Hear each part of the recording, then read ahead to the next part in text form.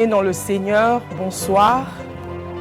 Bienvenue à notre émission 30 minutes avec le Christ.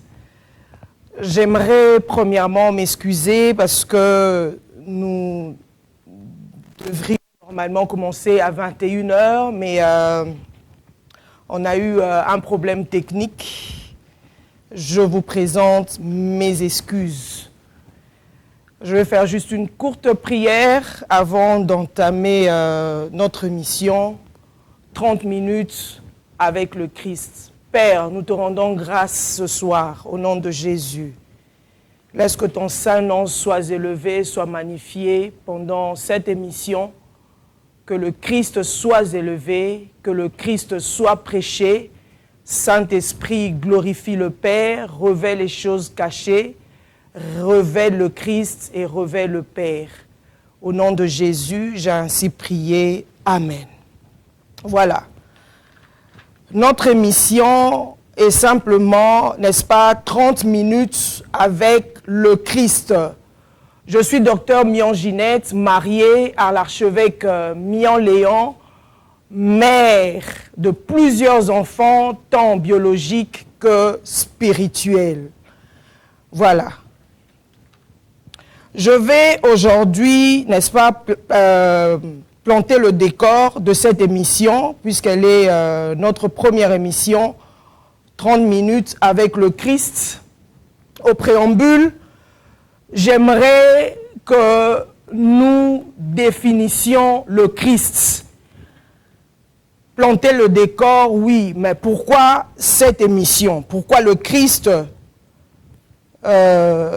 Pourquoi le Christ? Pourquoi pas Jésus? Pourquoi pas Emmanuel? Pourquoi pas le Sauveur? Pourquoi pas XY? Non.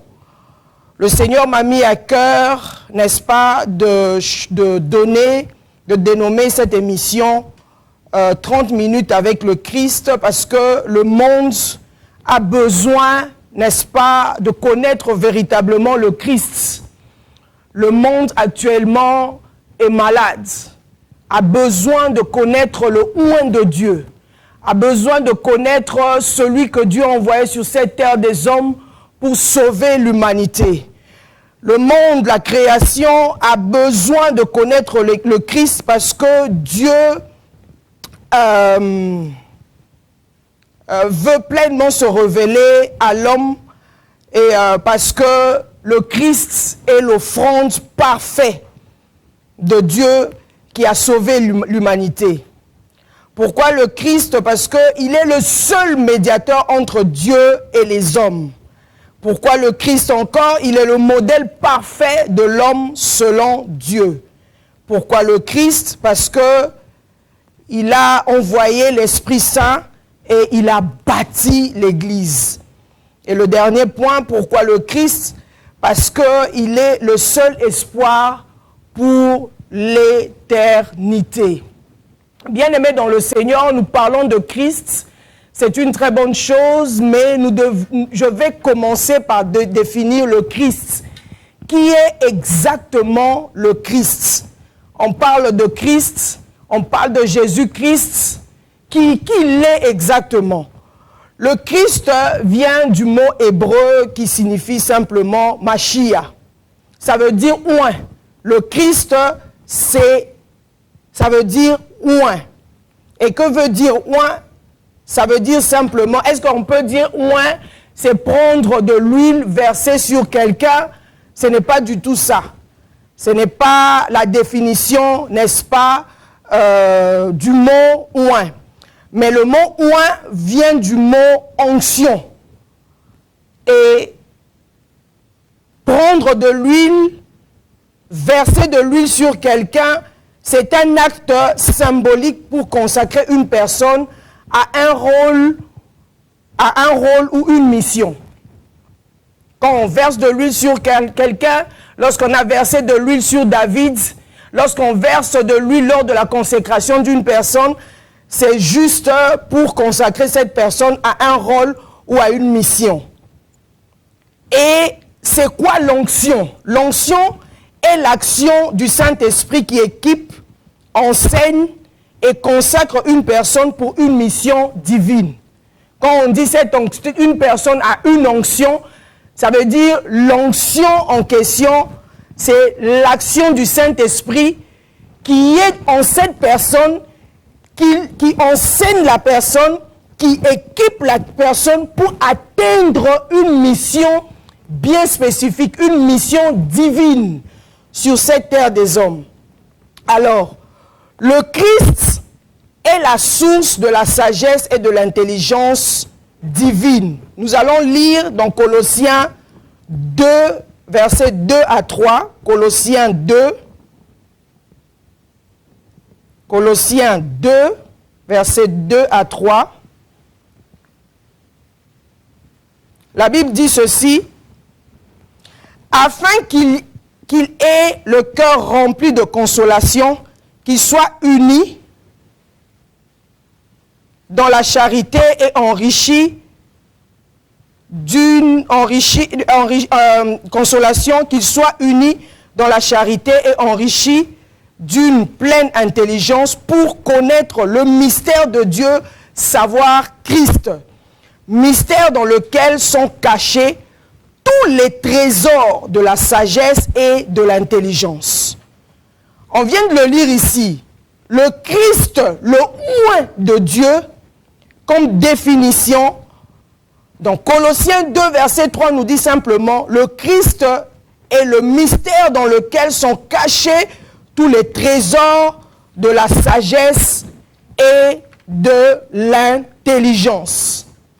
Voilà, lorsqu'on dit une personne est oint, ça veut dire cette personne une personne a la capacité d'accomplir une mission. Le Christ qui est en cette personne lui donne la capacité, l'intelligence, la sagesse. Le Christ se dévoile en cette personne pour accomplir ce pourquoi Dieu l'a envoyé, n'est-ce pas, sur cette terre des hommes. Être oint, c'est recevoir la science et la sagesse divine pour comprendre les choses et les accomplir sur terre. Voilà.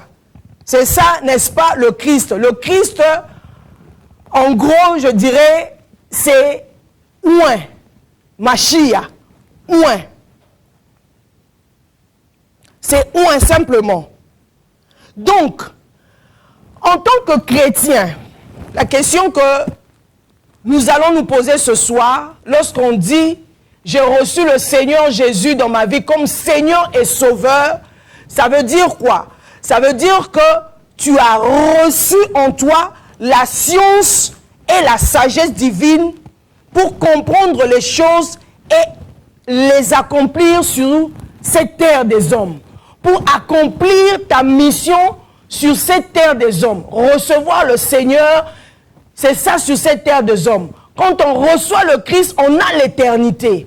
On est sauvé, on marche selon la voie divine, selon la parole de Dieu, mais sur cette terre des hommes, on est oint pour accomplir une mission, pour manifester la science et l'intelligence divine.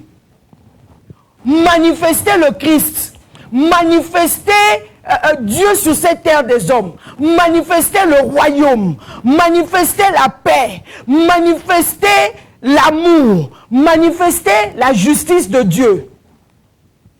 Recevoir le Christ, être oint, ce n'est pas le fait de faire tomber les gens, c'est pas ça. Non, cette personne est ointe. Parce que on l'a imposé, et la personne impose les mains aux gens et les gens se mettent à tomber. Non. J'aimerais vous dire ce soir, une personne qui a reçu le Christ qui est venu sur cette terre des hommes pour donner la vie aux gens, il est le chemin, la vérité et la vie. Lorsqu'il vient dans notre vie, il demeure dans notre vie. Sur cette terre des hommes, nous sommes appelés, n'est-ce pas, à apporter des solutions. Nous sommes appelés à manifester la sagesse et l'intelligence divine. Nous sommes appelés, n'est-ce pas, à manifester l'amour, la compassion, à faire sortir la vie, le Zoé de Dieu qui est en nous. Ce n'est pas le fait de faire tomber les gens. Lorsque la personne tombera, on lui dira de se lever. Et après, est-ce que la vie de la personne a changé? La vie de la personne n'a pas changé. Il faut tout un mécanisme, il faut tout un enseignement. Il faut faire asseoir cette personne sur la parole. Il faut faire comprendre à la personne qui est exactement le Christ qu'elle a reçu en elle, dans sa vie. Le Christ, c'est le oint, n'est-ce pas? Le oint de Dieu. Et la Bible nous dit dans Colossiens 3, 4, la Bible dit, quand Christ votre vie paraîtra, alors vous paraîtrez avec lui dans la gloire. Quand Christ votre vie paraîtra, c'est-à-dire, lorsqu'on reçoit le Christ dans notre vie, il faudrait que le Christ, le oint qui demeure en nous, doit paraître, doit sortir, doit se manifester sur cette terre des hommes, que nous sommes véritablement les oints de Dieu. Nous sommes véritablement le Christ. Nous sommes véritablement créés à l'image et selon la ressemblance de Dieu. Lorsque Christ, votre vie paraîtra, alors vous paraîtrez avec lui dans la gloire. Christ dans notre vie est la manifestation de la gloire. Christ dans notre vie est la vie elle-même. Christ dans notre vie est Dieu en nous. Il faudrait que Dieu puisse paraître dans notre vie. Dans des moments difficiles, on doit manifester le Christ. Devant la maladie, on doit manifester, n'est-ce pas, la guérison. Devant la misère, devant la pauvreté, on doit manifester la richesse. La richesse, c'est pas seulement de l'argent. L'argent, c'est la manifestation. C'est dérisoire. Mais la richesse, c'est la vie de Dieu en nous. C'est le oint en nous. C'est le Christ en nous. C'est Dieu lui-même en nous. Recevoir Jésus dans notre vie comme Seigneur et Sauveur, c'est recevoir la science et la sagesse divine pour comprendre les choses et les accomplir sur terre. Madame, toi qui as reçu le Seigneur dans ta vie comme Seigneur et Sauveur, qui est la sagesse, le trésor de la sagesse et de l'intelligence divine, le Christ habite en toi. Le oint habite en toi. Tu as la capacité devant tout problème dans ta maison de manifester le Christ, de changer les choses. Parce que Christ a tabernaclé ta vie. Parce que Christ demeure dans ta vie. Parce que Christ habite dans ta vie. Parce que Christ habite dans ce corps mortel. Parce que Christ habite je dirais, dans ce corps fait de terre. Alors nous devons manifester le oint. Nous devons faire paraître le Christ, prêcher l'évangile, parler de celui qui est mort pour nous à la croix, il est ressuscité, donner la vie à ceux qui n'en ont pas, manifester la compassion à ceux qui sont dans des problèmes, l'empathie à ceux qui souffrent, donner, n'est-ce pas, la paix, manifester la paix, le shalom, là où les gens sont dans l'amertume, dans les angoisses, dans les problèmes, ceux qui sont dans la dépression. Lorsqu'on reçoit le Christ comme son Seigneur et Sauveur, nous sommes appelés à changer l'humanité. Nous sommes appelés à porter la vie. Aujourd'hui, il y a la guerre par-ci et par-là. Aujourd'hui, en Afrique, et même ici en Europe, les gens sont dans la dépression, vivent dans le traumatisme, vivent dans les maladies inconnues. Pourquoi? Parce que nous qui avons reçu le oint de Dieu, nous qui avons reçu le Christ en nous, nous ne manifestons pas véritablement, n'est-ce pas, la sagesse et l'intelligence divine qui est en nous, parce que Christ vit en nous. Bien-aimé dans le Seigneur, jusqu'où es-tu arrivé avec le Seigneur? Le Christ qui est en toi, le Christ qui vit en toi, la parole de Dieu qui est en toi, la sagesse et l'intelligence divine qui sont en toi. Où as-tu déjà apporté la solution? Les enfants sont devenus délinquants. Père, mère, jusqu'où avez-vous solutionné Aider cet enfant à devenir un enfant normal. Parce que la solution, le oin est en toi. Le oin est en vous parents. C'est à vous je vous parle. Si Christ est en vous, ce n'est pas juste une récitation de dire que j'ai reçu Jésus dans ma vie comme Seigneur et Sauveur. C'est pas ça. Recevoir le Christ, recevoir le oin, c'est recevoir la sagesse et l'intelligence divine en nous. Donc on doit manifester cette sagesse. Parce que la Bible nous dit que Christ, lorsque Christ est votre vie, c'est-à-dire le Christ doit devenir notre vie, notre mode de vie. Nous devons être conscients de notre identité, conscients que la sagesse de Dieu, l'intelligence de Dieu est en nous. Christ vit en nous, le oin de Dieu en nous. Nous avons la capacité de changer ce monde. Nous avons la capacité de changer nos pays. Nous avons la capacité de changer nos familles. Nous avons la capacité de changer le monde parce que le Christ, n'est-ce pas, vit en nous. Le Christ dans l'éternité, c'est ce qui est le thème, n'est-ce pas, de mon émission aujourd'hui. Le Christ dans l'éternité, j'ai défini le Christ comme étant le oint de Dieu, mais le Christ qui est le oint de Dieu, qu'est-ce qu'il était véritablement dans l'éternité? Il faisait quoi dans l'éternité? Qui il était exactement, précisément, concrètement dans l'éternité? La Bible nous dit que dans Jean 1, versets 1 à 3, la Bible dit ceci, nous allons vite lire Jean 1, versets 1 à 3, la Bible dit: au commencement était la parole, et la parole était avec Dieu, et la parole était Dieu. Elle était au commencement avec Dieu. Toutes choses ont été faites par elle, et rien de ce qui a été fait n'a été fait sans elle. Voilà. Christ dans l'éternité.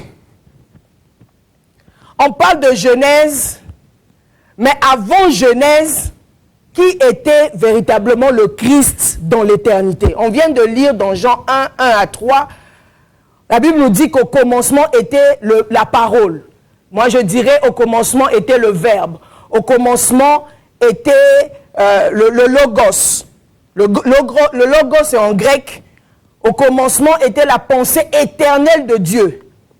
Et la parole était avec Dieu. Donc le verbe, le logos avec Dieu, et le verbe était Dieu. Tout a été fait par lui. Donc, avant tout commencement, le Christ était le verbe. Le Christ était la parole.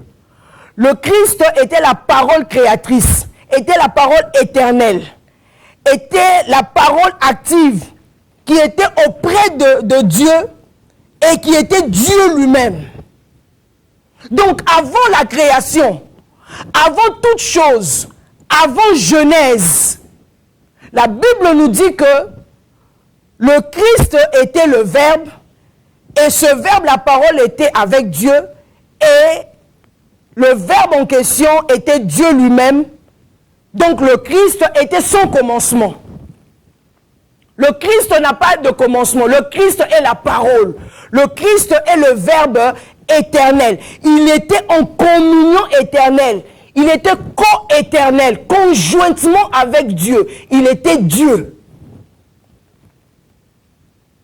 Avant que Dieu dise, commence à créer, que la lumière soit, la Bible nous dit, comme on vient de le lire ici, que le Christ était, n'est-ce pas, la parole. Le Christ, avant même la Genèse, le Christ existait éternellement. Il n'est pas une créature, ni une pensée dans le temps.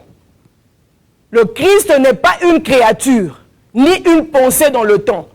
C'est-à-dire, le Christ n'a pas été créé.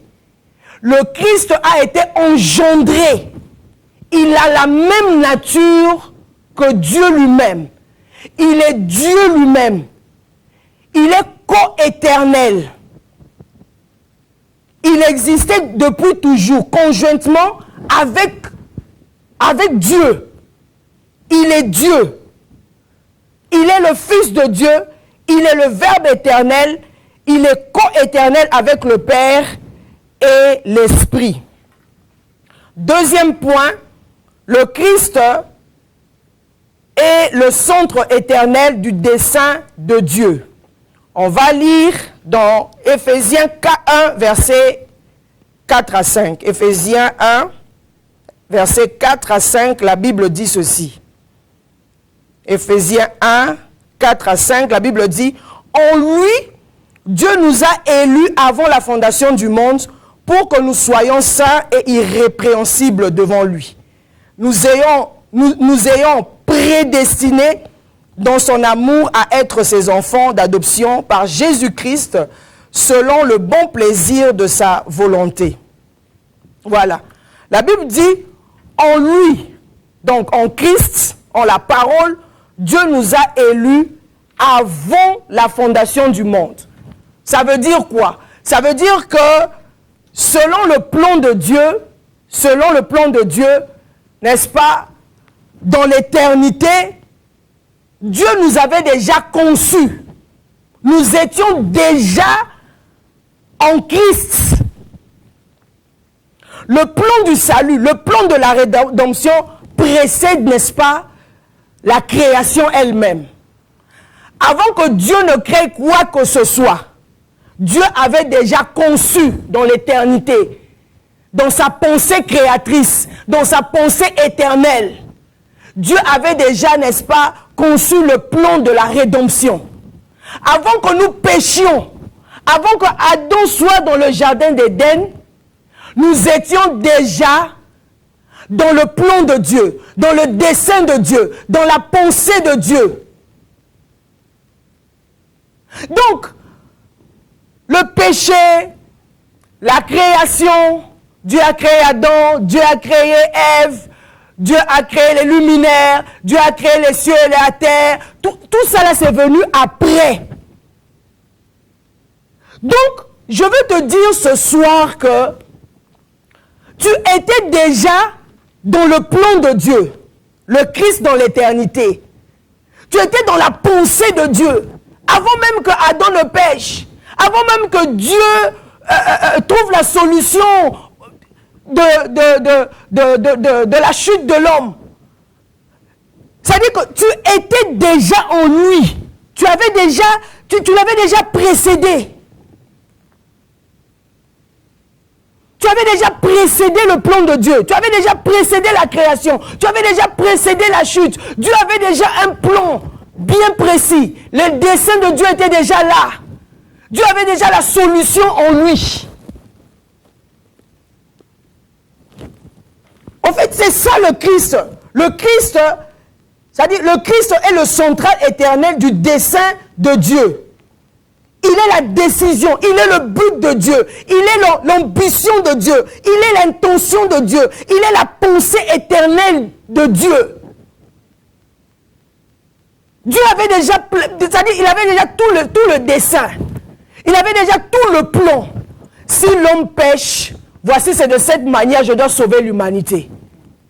Dieu avait déjà conçu cela, et cela, on trouve ça en Christ. On trouve ça dans sa parole, on trouve ça dans le Verbe. Toutes les solutions, Dieu avait déjà toutes ces solutions en lui. Bien-aimés dans le Seigneur, si vous arrivez à comprendre les choses que je suis en train d'enseigner en ce moment, vous ne serez pas là en train de détruire les autels. Vous ne serez pas là en train de vous lamenter sur vos péchés. Vous ne serez pas là en train de vivre dans des soucis éternels. Vous ne serez pas là en train de vous plaindre à tout moment. Pourquoi? Parce que, et je réitère encore, que en lui, en Christ, Dieu nous a élus avant la fondation du monde, avant le péché, avant quoi que ce soit. Dieu t'avait déjà élu. Dieu t'avait déjà mis à part. Dieu t'avait déjà choisi. Tu étais déjà dans le cœur de Dieu parce que Dieu t'avait déjà aimé. Il a pris tout son temps pour te concevoir dans l'éternité. Le Christ est la clé du projet éternel de Dieu. Tout a été créé par lui, en lui et pour lui. Tout. Même le Lucifer, il a été créé pour atteindre les desseins de Dieu. Si vous arrivez à comprendre ce que je suis en train de dire, vous ne serez pas là tout en train de poursuivre le diable. Parce que Dieu te connaissait avant tout ce que Lucifer a fait. Avant la chute de l'homme. Dieu te connaissait déjà. Dieu t'avait déjà conçu. Dieu avait déjà un plan merveilleux pour toi. Dieu avait déjà tout planifié pour toi. Le Christ, parce que le Christ est la pensée éternelle de Dieu. Lorsqu'on parle que le Christ, on dit que le Christ est la pensée éternelle de Dieu, ça veut dire que dans la pensée de Dieu, il y a ton identité, il y a ta mission, il y a ta destinée, il y a ta place dans le royaume. Écoute-moi bien. Le Christ est la pensée éternelle de Dieu. Lorsqu'on parle de la pensée de Dieu, j'aligne cette pensée à Éphésiens 1, verset 4 à 5, vous allez lire. La Bible dit, en lui, Dieu nous a choisis avant la fondation du monde. Il nous a prédestinés. La prédestination, c'est-à-dire Dieu nous a consacrés. Dieu nous a voués. Dieu nous avait déjà dédiés dans son amour à être ses enfants. C'est-à-dire dans la pensée de Dieu, en Christ dans l'éternité, Dieu savait déjà que tu es son enfant. Dieu t'avait déjà mis à part. Dieu t'avait déjà prédestiné. Dans la pensée éternelle de Dieu, ça contient ton identité, je réitère, ta mission, ta destinée, ta place dans le royaume. Ta destinée n'est pas dans le diable. Tu ne peux pas aller chercher ta destinée dans le diable. Tu ne peux pas aller chercher ta destinée auprès des sorciers. Non, c'est un sorcier de ma famille qui a retenu ma destinée. Attends, un sorcier de ta famille peut retenir ta destinée par rapport à quoi? Lorsque Dieu était en train de concevoir ta destinée, on dit que, je viens de dire que le Christ, tout a été créé par lui et pour lui. Lorsque Dieu était en train de créer, il était en train de te créer, même avant la fondation du monde, le diable n'était pas encore là. Lucifer n'avait même pas encore été créé. Lucifer n'avait même pas encore été créé, bien-aimé dans le Seigneur. C'est dans la pensée éternelle de Dieu, dans le secret de Dieu, dans le conseil de Dieu, dans la réflexion divine, la Bible nous dit que, n'est-ce pas, que tu es, toi qui me suis actuellement, tu étais dans la pensée éternelle de Dieu. Tu étais en Christ. Et ton identité, ta mission, ta destinée, ta place dans le royaume était en Christ.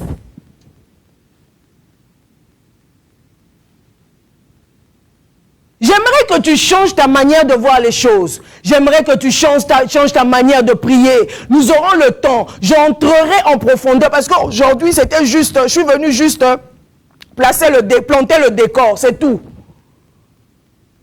Tu changeras ta manière de prier. Tu ne peux pas passer 30 minutes en train d'attaquer les démons, en train d'attaquer les sorciers. Non, non, non, non, non.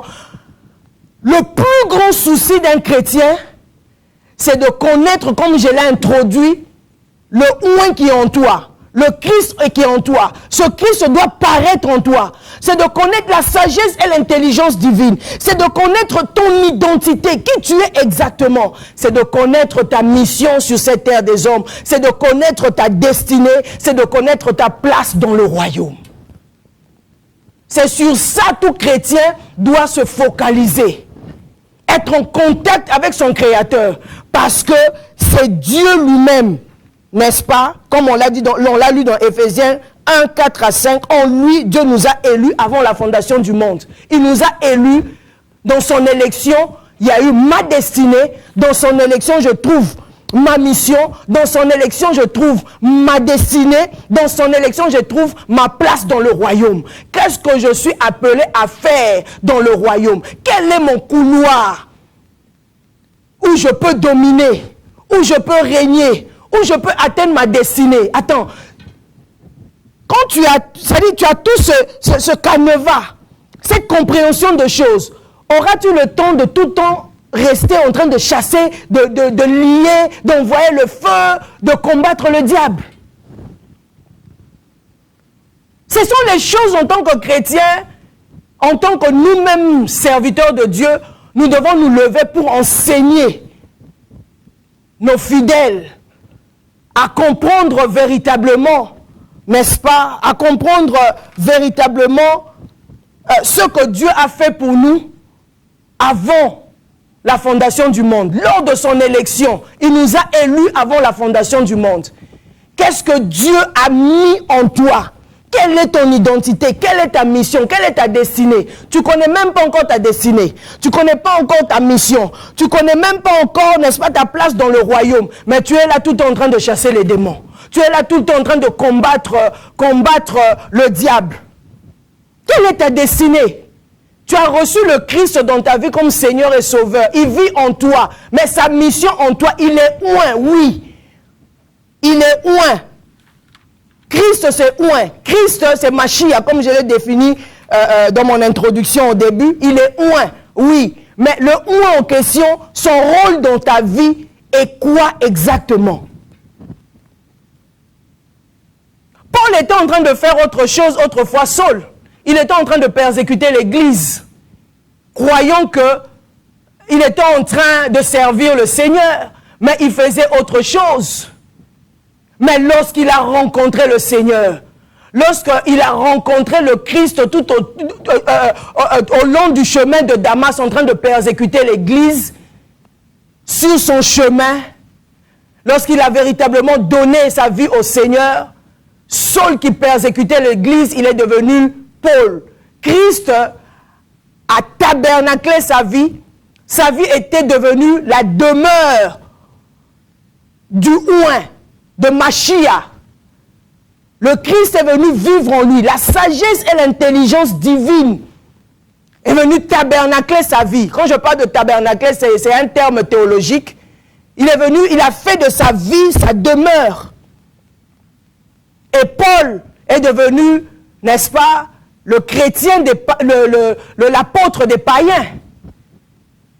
Ça veut dire quoi? Ça veut dire avant la fondation du monde, le Christ dans l'éternité, dans la pensée éternelle de Dieu, Paul avait été créé pour être l'apôtre des païens. Mais il faisait autre chose. Lorsqu'il a reçu le Seigneur, lorsque Christ est venu habiter maintenant dans sa vie, il a reçu le Seigneur, le oint dans sa vie, la capacité le Christ en lui, la sagesse et l'intelligence divine en lui, il a compris sa mission, il a compris son identité, il a compris sa destinée, il a compris sa place dans le royaume. Sa place dans le royaume, c'était d'apporter l'évangile aux païens. Ce n'était pas autre chose. Et c'était aussi d'apporter l'évangile au roi. Il était né pour ça. Dans l'éternité, en Christ, dans la pensée éternelle de Dieu, Paul avait été créé pour nous, les païens. Pour que nous comprenions véritablement le Christ en nous. Pour que nous comprenions véritablement l'évangile. Et c'est Paul qui a beaucoup écrit. Il est resté dans son couloir. Il est resté, c'est-à-dire il a gardé sa place dans le royaume. Quelle est ta place dans le royaume? Tu chasses les démons, c'est une bonne chose. Tu combats les démons dans ta famille, je te félicite. Maintenant, quelle est ta place dans le royaume? Quelle est ta mission? Quelle est ton identité? Toi qui es là, qui te mets tout le temps en train de célébrer les anges. Mais les anges sont à notre service. Ils sont en quelque sorte nos domestiques. Lorsque tu connais ton identité, qui tu es exactement, la pensée éternelle de Dieu, le Christ en toi, tu comprendras exactement que tu es héritier de Dieu et co-héritier en Christ. Tu comprendras ton identité. C'est en Christ qu'on découvre ces choses. Ce n'est pas en louant les anges. Ce n'est pas en se mettant, en brisant les autels. Le meilleur autel, c'est le Christ, c'est l'autel de Jésus. Quelle est ton identité? Quelle est ta mission sur cette terre des hommes? Je vais chuter le Christ dans l'éternité. J'ai défini le Christ comme étant Mashiach, le oint. J'ai défini le Christ comme étant Mashiach, en hébreu, le oint. Et j'ai dit que le oint vient du mot onction. J'ai ensuite dit que l'onction, ce n'est pas le fait de verser de l'huile sur quelqu'un. C'est pas ça. Verser de l'huile sur quelqu'un, c'est un acte symbolique pour consacrer une personne à un rôle ou une mission. Et j'ai encore dit que l'onction est l'acte du Saint-Esprit qui équipe, enseigne et consacre une personne pour une mission divine. Donc lorsqu'on reçoit le Christ dans notre vie comme Seigneur et Sauveur, le Christ en nous, je l'ai défini encore dans Colossiens 2 à 3, que le Christ est le trésor de la sagesse et de l'intelligence divine. Cette intelligence, lorsqu'on reçoit le Christ, il vient habiter en nous, le Christ, le oint de Dieu. Nous devons comprendre le trésor de la sagesse et de l'intelligence divine qui est en nous pour comprendre les choses et les accomplir sur la terre. Ça a été mon introduction. Et je vous ai emmené en parlant de Christ dans l'éternité. Qu'est-ce qu'il faisait dans l'éternité? Qui est le Christ exactement? Je vous ai donné les textes bibliques dans Jean 1, 1 à 3, Éphésiens 1, 4 à 5, et j'ai ensuite donné Colossiens 1, 15 à 17. J'ai dit que le Christ est le Verbe, c'est le Logos, il est le Verbe éternel, il est avec Dieu et il est lui-même Dieu. J'ai dit que le Christ est le Fils de Dieu, il est le Verbe éternel, il est co-éternel avec le Père et l'Esprit. Le Christ, j'ai encore dit que le Christ, c'est le centre éternel du dessein de Dieu. Il est le centre éternel du projet de Dieu. C'est le soubassement, c'est le tout. Et je vous ai expliqué en disant que Dieu nous a élus avant la fondation du monde. Donc, j'ai expliqué en disant que le plan du salut de la rédemption précède la création. Donc, avant la création, Dieu avait déjà sacrifié son Fils avant la fondation du monde. Tout avait déjà été résolu dans l'éternité. Tout le plan, avant que l'homme pêche, c'est comme une mise en scène. Donc, tout était déjà planifié dans l'éternité, en Christ. Voilà. Donc, un chrétien normal ne doit pas se focaliser sur le péché adamique. Parce que Adam a péché, tout ça. Non. Un chrétien doit se focaliser parce que Dieu nous a aimés avant la fondation du monde. Il avait déjà sacrifié son Fils avant la fondation du monde. Et le plan éternel, le plan du salut en Christ de la rédemption précède la création. C'est sur ça que tout chrétien doit se focaliser, à connaître la pensée éternelle de Dieu qui est le Christ. Connaître cette pensée, qu'est-ce que Dieu pensait à quoi sur moi? Et la pensée éternelle de Dieu, n'est-ce pas, se résume, contient ton identité, toi qui me regardes, ta mission, ta destinée, ta place dans le royaume.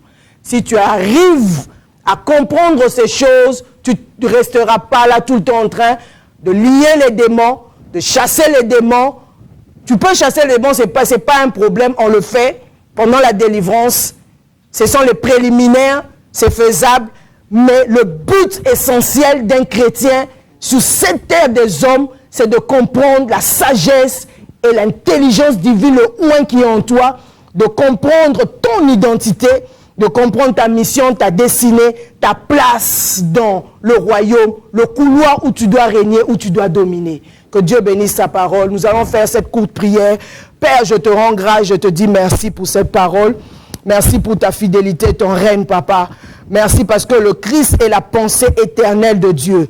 Le Christ est, oui, était avec toi. Il est Dieu, il est la parole faite chair. Seigneur, merci. Parce que au travers ta parole, Dieu Tout-Puissant, nous pouvons connaître notre identité, notre mission, notre destinée, notre place dans le royaume où nous devons véritablement dominer.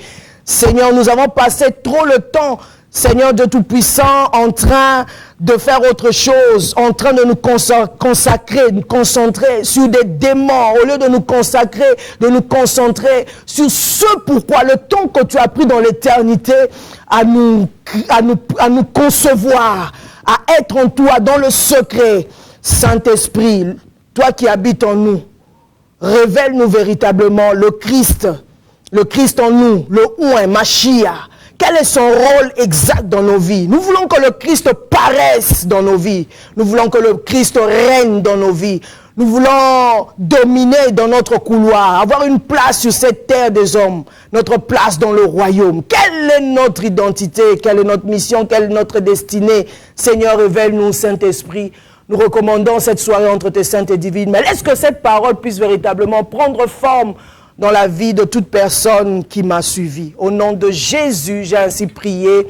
Amen. Nous nous retrouvons la semaine prochaine. Aujourd'hui, c'était juste un enseignement basique, juste un temps pour placer le décor. Nous nous retrouvons la semaine prochaine avec des enseignements vraiment puissants pour que le royaume puisse véritablement se manifester et que le chrétien reste debout et assis dans le repos de Christ. Que Dieu vous bénisse. Shalom à vous. Fécondité abondante chez vous. Paix et grâce.